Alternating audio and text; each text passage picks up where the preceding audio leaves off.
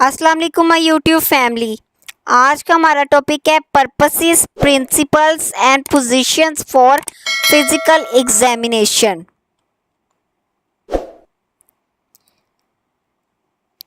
Start करते हैं। Purposes of physical examination यानी मकसद क्या है जब भी आप फिजिकल एग्जामिनेशन करते हो उसके लिए to obtain baseline data about the client functional abilities. आपका मकसद है कि आप बेसलाइन डाटा को ऑब्टेन करो क्लाइंट के फंक्शनल एबिलिटी के मुतालिक, यानी क्लाइंट का कौन सा बॉडी का पार्ट है वो वर्क कर रहा है और किस में लैक ऑफ एबिलिटी आ रही है कि वो परफॉर्म नहीं कर पा रहा। यानी आपने उसके रिव्यू ऑफ सिस्टम पूरी हेड टू टू असेसमेंट करनी है और आपने बेसलाइन डाटा ऑब्टेन करना है to supplement confirm and refute data obtained in the nursing history.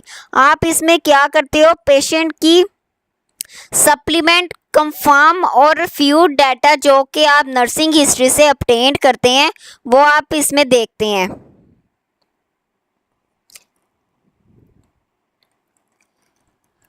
To obtain data that will help establish nursing diagnosis and plan of care. इसमें जो आप data है आपने हासिल किया है इससे क्या होता है कि आप नर्सिंग डायग्नोसिस बना सकते हैं और पेशेंट का प्लान ऑफ केयर आप बना सकते हैं। To evaluate the physiological outcome of health care and this the progress of a client health problem.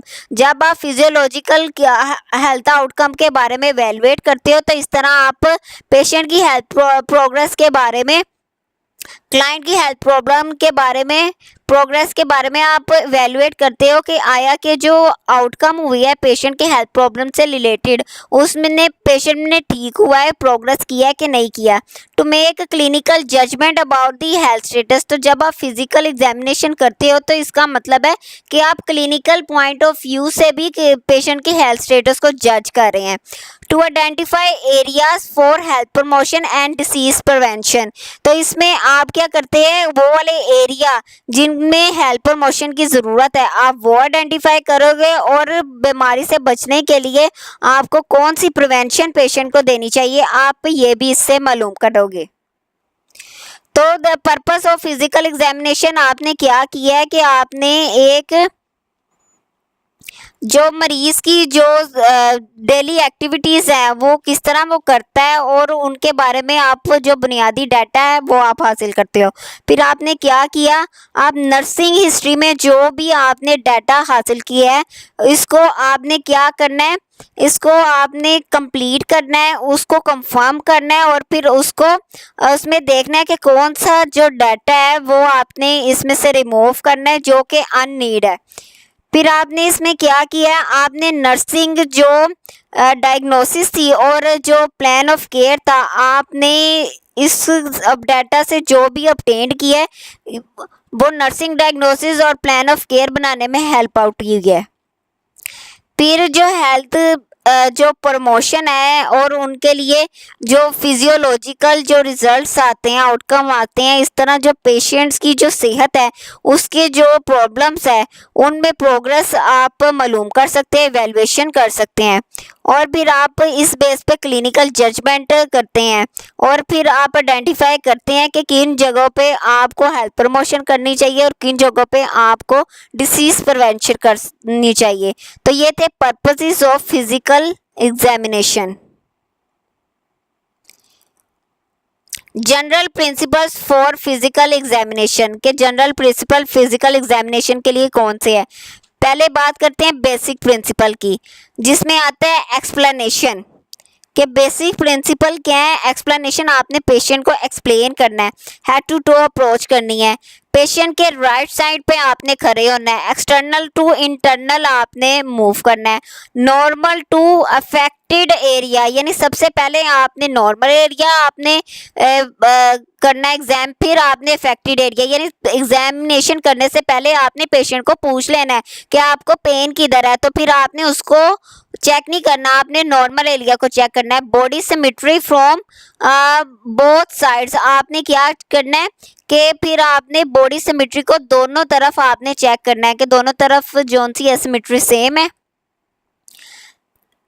फिर आप क्या करते हो, सेल्फ प्रेपरेशन करते हो। अपनी भी तो प्रेपरेशन करनी है ना, खाली पेशेंट की थोड़ी करनी है। तो सेल्फ प्रेपरेशन में आप करते हो अपनी एंजाइटी को आप दूर करते हो। ऑर्गेनाइजेशन यानी एक ऑर्गेनाइज मैनर में आप चलते हो, मैनरिज्म का आप ख्याल रखते हो और हैंड वॉशिंग करते हो। आपने अब क्या करना है, प्रिपेयर करना है क्लाइंट को, इंस्ट्रक्ट करनी है क्लाइंट को तमाम इंफॉर्मेशन के बारे में जो कि आपने असेसमेंट के दौरान उनको असेस गैदर करनी है। तो आपने सबसे पहले क्लाइंट को तमाम इंफॉर्मेशन देनी है कि मैं ये प्रोसीजर करूँगा, ऐसे से मैं करूँगी, तो इस तरह मैं आपसे इंफॉर्मेशन मैंने लेनी है, तो वो किस तरह लेनी है। और आपने उनको समझाना है कि ये चीज़ें ना कॉन्फिडेंशियल मैं रखूँगी और यानी मैं किसी को नहीं बताऊँगी। assist the client as needed to undress and put on the gown, यानी आपने क्लाइंट को असिस्ट करना है ताकि वो जब ज़रूरत हो अनड्रेस करना है और जब ज़रूरत हो उनको गाउन पहना देना है। तो इस तरह क्या है, क्लाइंट क्या आपने कहना है, should empty bladder before examination. आपने क्लाइंट को कहना है एग्जामिनेशन से पहले अपना जो ब्लैडर है वो एम्प्टी करें। Particular position for examination if required for particular patient. आपने क्या करना है, पोजीशन आपने पार्टिकुलर पेशेंट को पोजीशन देनी है जब ज़रूरत हो पार्टिकुलर पेशेंट के लिए, यानी आपने एग्जामिनेशन के लिए जोन सी पोजीशन रिक्वायर्ड होगी आपने वो पेशेंट को देनी है और एज अ नीडेड पेशेंट को मूव करवाना है। अब आपने अब एनवायरनमेंट को प्रिपेयर करना है, preparing the environment, well light room should be warm enough to be comfortable for the patient और प्राइवेसी पेशेंट को प्रोवाइड करनी है। ठीक है, एनवायरनमेंट आपका अच्छा बन गया है। फिर पोजीशन आपने क्या देनी है, the client physical condition, energy level and age should be taken into the consideration. तो क्लाइंट की जो फिजिकल कंडीशन है, उसका जो एनर्जी लेवल है और एज, उसको कंसिडरेशन में रखना है आपने। Draping, Drapes should be arranged so that the area to be assessed is exposed and other body area are covered। आपने पेशेंट को ऐसे ड्रैपिंग करनी है कि जोन से एरिया को आपने चेक करना है, बस वो एक्सपोज करना है और जो दूसरा बॉडी का पार्ट है वो कवर्ड होना चाहिए, यानी प्राइवेसी का आपने बहुत ज़्यादा ख्याल रखना है।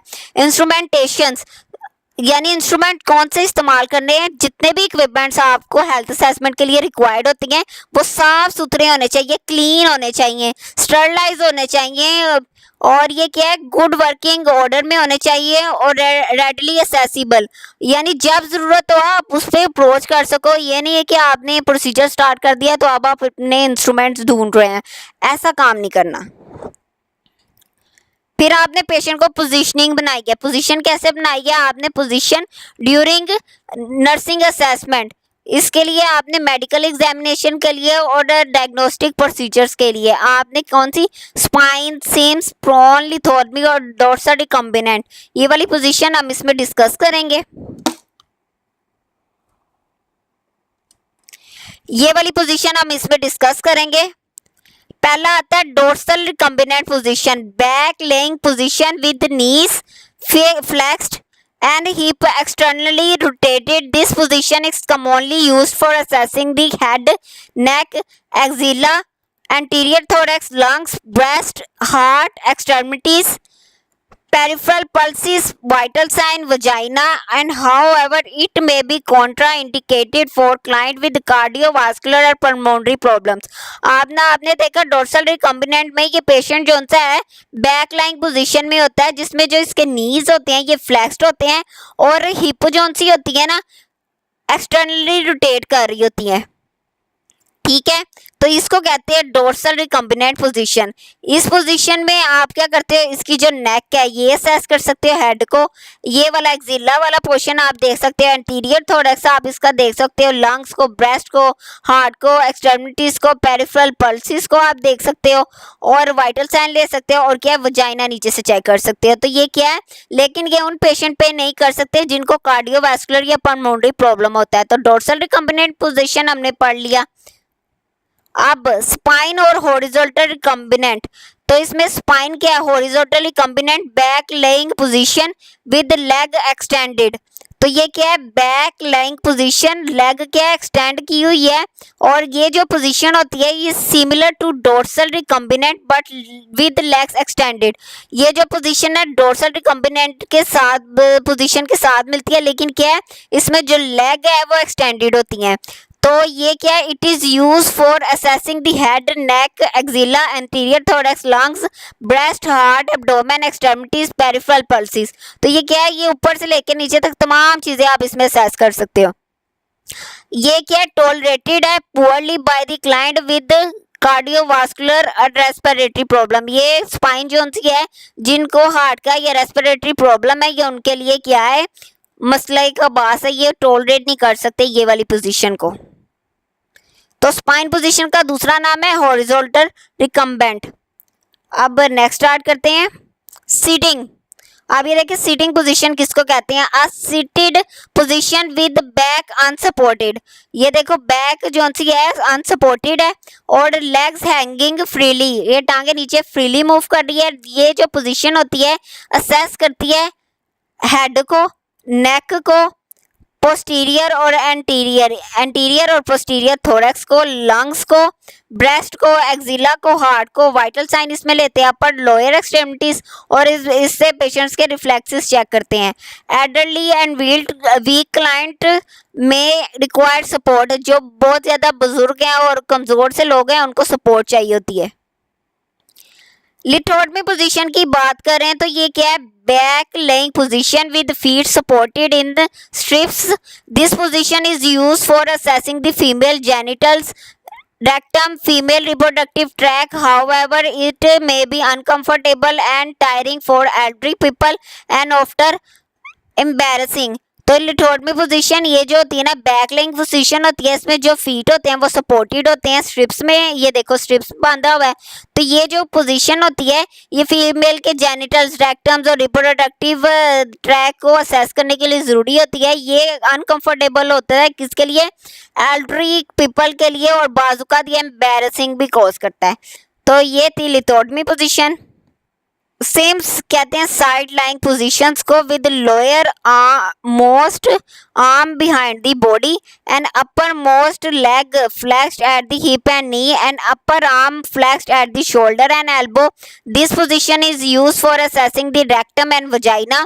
However it may be difficult for elderly and people with limited joint movement. तो ये जो सेम पोजीशन है ये साइड लाइंग पोजीशन होती है, इसमें जो लोअर मोस्ट आर्म है वो बॉडी के बिहाइंड होते हैं और अपर मोस्ट लेग होती है वो फ्लेक्स होती है निप और ही के मुकाबले में। ठीक है, ये जो पोजीशन है ये रेक्टम और वजाइना को असेस करने के लिए हम चेक करते हैं। यानी ये पेशेंट सीधा लेटा हुआ है, यानी इसमें जो पेशेंट है उसको साइड लाइन पोजीशन दी होती है जिसमें जो ये है लेग्स वो क्या कहते हैं फ्लेक्स्ड कर देते हैं और ये जो शोल्डर है ये बैक साइड पे रखते हैं। इस तरह क्या है रेक्टम का जो एरिया होती है वो एक्सपोज हो जाता है और इस तरह हम इन चीज़ों को असेस कर सकते हैं।